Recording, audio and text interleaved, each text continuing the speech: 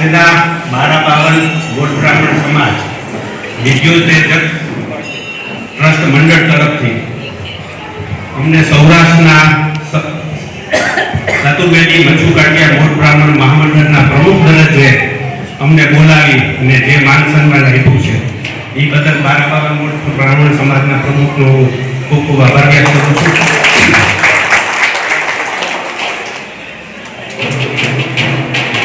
કોઈ પણ કામ તમે ક્યારે કરો છો, આપણા હજી આજની તારીખે ઋષિમુનિઓએ કીધું છે કે તમે કોઈ પણ કામ કરતા હો ત્યારે આપણે સુગંધ જોઈ, દિવસ જોઈ અને કોઈ પણ શુભ કાર્ય કરતા હોય છે.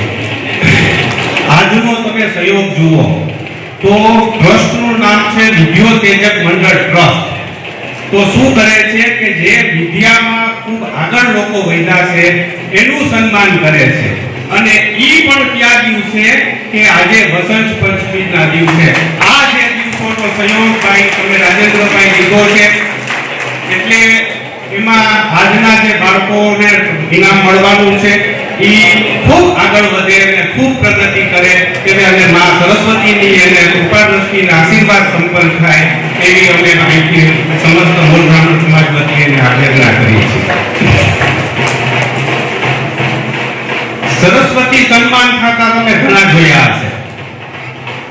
સરસ્વતી સન્માન શા માટે થાય છે? તમે કોઈ જોયું કે ભાઈ આની પાસે પુષ્કળ પૈસા છે ને આનું લક્ષ્મી સન્માન કર્યું હોય? લક્ષ્મીનું સન્માન કોઈ દિવસ નહીં થાય. હા, ઈ સારા કામ માટે આપે તો ચોક્કસ થાય, પણ ઈ કરોડપતિ છે એટલા માટે એનું સન્માન થયું હોય લક્ષ્મીનું એવું તમને ક્યાંય જોવા નહીં મળે. હંમેશા સરસ્વતીનું જ સન્માન થાય છે. તો શા માટે?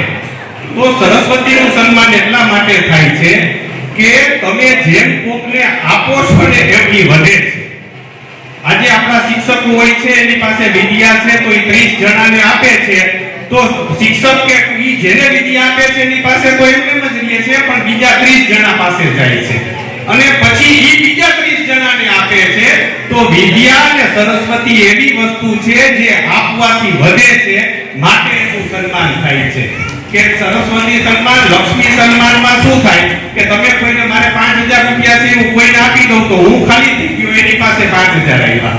તમે એના પછી કોઈને 5000 આપી દો તો એ ખાલી થઈ ગયો એની પાસેથી. એ વસ્તુ આપવાથી તમે સૂર્ય અવકાશ થઈ જાવ છો કે તમારી પાસે રહેતું નથી, એટલા માટે લક્ષ્મીનું સન્માન નથી થતું. અને સરસ્વતી છે એ આપવાથી વધે છે એટલા માટે સરસ્વતીનું સન્માન થાય છે. અને બીજું ખાસ મિત્રો કે સરસ્વતી હશે ને તો લક્ષ્મી 100% આવશે, પણ જેની પાસે લક્ષ્મી હશે ને એને સરસ્વતી આવશે એનો કોઈ બંધન નથી કે ભાઈ એને બુદ્ધિ આવે, સંસ્કાર આવે કે સર્વોપરિતા આવે.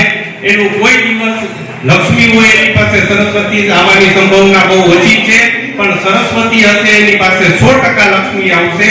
એટલા માટે આપણે જે આજે બાળકોને ઇનામ મળે છે એને ખાસ કહીએ કે છોકરાઓ 25 વર્ષ સુધી જે આપણા ઋષિમુનિઓએ આશ્રમ વ્યવસ્થા રાખી છે, તમે અત્યારે બહુ ખરાબ માધ્યમ ચાલી રહ્યું છે જે આ સોશિયલ મીડિયાનું ને મા-બાપ તમારી ફી પૂરી કરી શકે છે, તો તમે 25 વર્ષ સુધી તમે અભ્યાસ કરો અને બાકીની આખી જિંદગી નિરાતે તમે જોઈ શકો છો કે જેને અભ્યાસ કર્યો છે એ લોકો બાકીની જિંદગી આરામથી કાઢી શકે છે.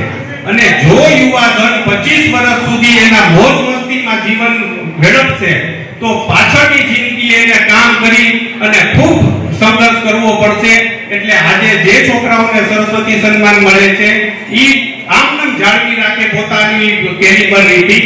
અને સરસ્વતી સન્માનનો બીજો હેતુ ઈ છે કે સમાજને ખ્યાલ આવે કે કોણ વ્યક્તિ હોશિયાર છે અને એની ઉપર એની નજર ગ્રહણ રહે. આખા જ્ઞાતિજનને ખબર પડે કે આ છોકરો હોશિયાર છે. અત્યારે તમે જે વેશભૂષાની પરિસ્થિતિ જુઓ છો એ બહુ ખરાબ બ્રાહ્મણોની છે. તમારા દીકરાઓને વર્ષમાં કમસે કમ 3 વખત જ્ઞાતિના પ્રોગ્રામમાં લઈ આવો. આ લોકો આટલી મહેનત કરી અને જ્ઞાતિઓના પ્રોગ્રામ કરે છે, તમને ગેટ ગેધરનો જે ચાન્સ આપે છે, તો તમે એને મહત્તમ તમારા છોકરાઓ સાથે આવો તો એકબીજાને ઓળખશે. અત્યારે તમે આ મહાનગરમાં રહ્યો છો, એટલા દૂષણો.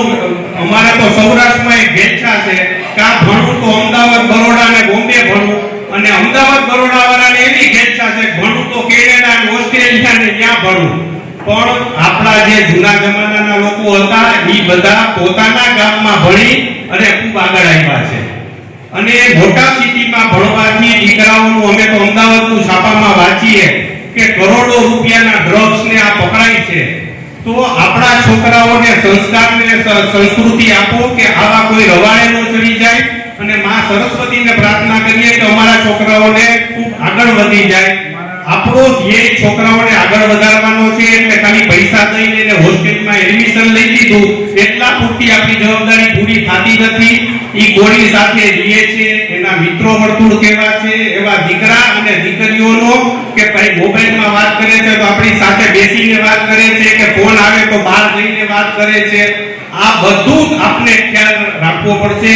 અને બે વિશાળની જે અત્યારે પરિસ્થિતિ છે એમાં આપણે સર્વશિરોમીર છીએ, બ્રાહ્મણોએ ધ્યાન રાખવું પડશે. આપણા દીકરા દીકરીઓને બ્રાહ્મણ કુળમાં પરણાવીએ એવી આપણે ખાસ અભિલાષા કરવી પડશે.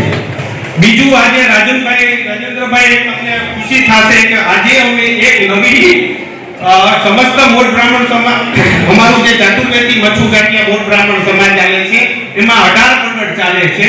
અને આજના દિવસે અમે આજથી સરસ્વતી સંકલ્પ યોજના 18 મંડળે શરૂ કરી છે. ઈ સરસ્વતી સંકલ્પ યોજનામાં અમારે દરેક મંડળે 10 લાખ રૂપિયા ભેગો કરવાનો, એટલે અમારા 18 મંડળ છે, દરેક મંડળ 10 લાખ રૂપિયા ભેગા કરશે. આ એક અભિવાદ એક મનમાં સંકલ્પ લઈને આવ્યો હતો. અને ત્યાં આજે આ ભાઈએ વાત કરી કે સરસ્વતી સંકલ્પ યોજના એ છે કે દરેક મંડળના જે અમારા હોદ્દેદારો હોય છે એ આખા વર્ષમાં 5,000 રૂપિયા આપે છે. અને સરસ્વતી સંકલ્પ યોજનામાં અમે 10 લાખનું ભંડોળ ઓછામાં ઓછું ભેગું કરવું અને એના વ્યાજમાંથી દીકરા દીકરીઓને કમસે કમ એક ટર્મની ફી પૂરી થાય એટલી વ્યવસ્થા કરી આપવી એવો અમે નિર્ધાર આજના દિવસે કર્યો છે. તો આજે વસંત પંચમીનો શુભ અવસર છે. આ સરસ્વતી સંકલ્પ યોજના નીચે આજે અમે ચતુર્વેદી મચ્છુ ગાંઠિયા મોઢ બ્રાહ્મણ તરફથી 2100 રૂપિયા જાહેર કરીએ છીએ. અને આ યોજના તમે જો શરૂ કરશો તો 10 લાખ રૂપિયાનું આજનું આપણો ટાર્ગેટ નક્કી કરી અને દીકરા દીકરીઓને એજ્યુકેશન માટે આપણે વધુમાં વધુ રકમ આપી શકીએ ઈ આપણી જોવાની આપણા દરેક મા બાપોની ફરજ છે. તો આ યોજના અમારી સંકલ્પ પૂરો થાય અને આવી તમે પણ કોઈ યોજના કરો ઈ પણ આપણો સંકલ્પ પૂરો થાય એવી માં માતાજીને પ્રાર્થના. જય ગૌ માતાજી.